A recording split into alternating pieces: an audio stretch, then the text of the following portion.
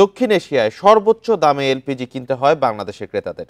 দেশের বাজারে জ্বালানিটির দাম ৩০% পর্যন্ত বেশি। বিপণনকারী প্রতিষ্ঠানগুলো বলছে কাঁচামাল আমদানিতে বাড়তি জাহাজ ভাড়া ও শুল্কই মূল কারণ। যদিও বিশেষজ্ঞরা বলছেন অতিরিক্ত মুনাফার সুযোগ নিচ্ছে সংঘবদ্ধ ব্যবসায়ীরা। অক্টোবরের জন্য দেশের বাজারে প্রতি লিটার এলপি গ্যাসের দাম ১২১ টাকা ৩২ পয়সা নির্ধারণ করেছে বিইআরসি। এর মধ্যে কাঁচামাল, বিউটেন ও প্রোপেন আমদানিতে জাহাজ ভাড়া ও প্রিমিয়াম খরচ ১৪.৫ টাকার বেশি। মজুদ ও বোতলজাতে প্রতি কেজিতে খরচ ১৬ টাকার বেশি। বাকিটা মূল্য সংযোজন কর, রিটেইলার ও ডিস্ট্রিবিউটরের কমিশন। বাংলাদেশের চেয়ে ভারত, নেপাল, ভুটান সহ দক্ষিণ এশিয়ার বাজারগুলোতে কম দামে এলপিজি বিক্রি হয়।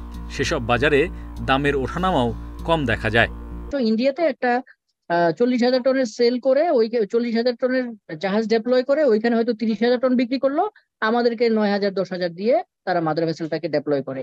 দ্যাট ইজ ওয়াই মানে ফ্রেট প্রাইসটা এখানে আসলে ভ্যারি করে, এবং এটাই মূল কারণ।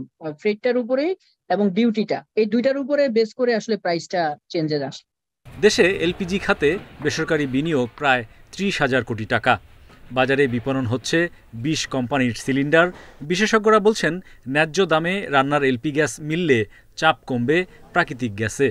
হোম ইউজে খুব অ্যাবিউজ হয়, তো যদি এটাকে পাল্টাতে হয় তাহলে আপনার অল্টারনেটিভ এলপিজির অ্যাবান্ডেন্সটা এবং অ্যাভেলেবিলিটিটা বাড়াতে হবে। বেসরকারি খাত নিজের খেয়াল খুশি মতো তারা এই মার্কেটে অলিগোপলি প্রতিষ্ঠিত করেছিল। ২৭-২৮টা কোম্পানি মিলিয়ে তারা নিজেদের মতো দাম নির্ধারণ করে বাজার নিয়ন্ত্রণ করত। নিয়ন্ত্রক সংস্থা বিইআরসি বলছে বিশ্ববাজারে কাঁচামাল ও ডলার দরের ভিত্তিতে প্রতি মাসে দেশে এলপিজির দাম সমন্বয় হয়। ভারতে এলপি মার্কেট অনেক আগে থেকে বিকশিত, এটা ম্যাচুর মার্কেট। বাংলাদেশের মার্কেট অত ম্যাচুর নাই, আমাদের পুরাটাই আমদানি নির্ভর। সো আমরা ওই যে সৌদি সিপি যেটা বলতেছি, কন্ট্রাক্ট প্রাইস যেটা, তার উপর নির্ভর করে এখানে ওঠানামা। দেশে বছরে এলপি গ্যাসের চাহিদা ১৬ লাখ টন। ২০৩০ সাল নাগাদ যা প্রায় দ্বিগুণ হতে পারে।